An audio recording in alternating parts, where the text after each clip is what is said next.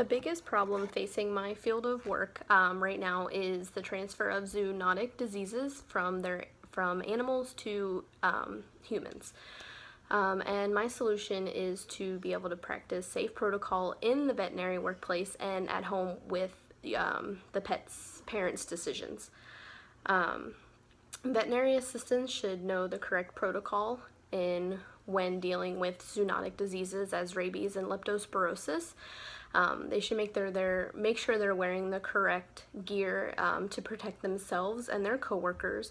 And before letting the vet touch them or even having the vet assistants touch them, they need to make sure that the animal is vaccinated. Because if it is not, then that is the first thing that the vet needs to do before the pet is actually handled by any of the workers in the practice. Otherwise, they can be at harm. Veterinarians are really hard on the vaccines. They will let the clients know that they are at risk at getting it. Rabies is the biggest one. That is required by Florida law mostly, and most apartment complexes or stuff like that for your animal to have rabies.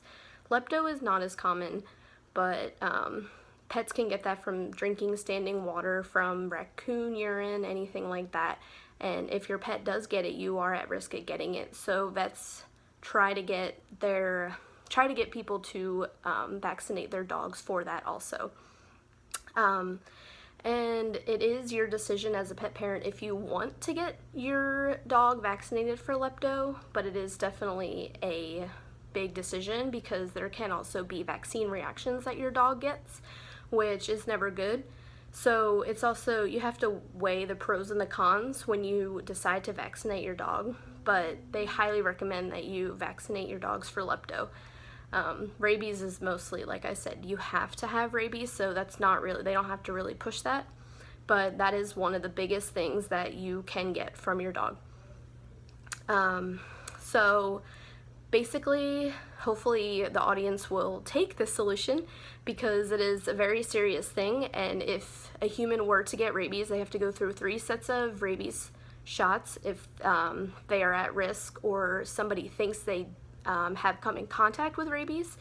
I actually had a girl that I worked with that got bit by a cat that had possible rabies and had to get the first set of the rabies vaccines because she wasn't sure if the cat had rabies before they did the biopsy on the cat, and she did say it was very painful. So it's probably better to vaccinate your dogs and practice safe protocol so you don't have to go through that pain when it's just as easy to vaccinate your dogs and cats and everything like that. But it is also important to make sure that your dogs or cats are already vaccinated before they come into a new vet clinic. Of course, unless they're puppies or kittens and they're getting their first shots, then of course they're not going to have vaccine history or anything like that. But it is important that you do make sure that your animals are vaccinated. And here is my note card.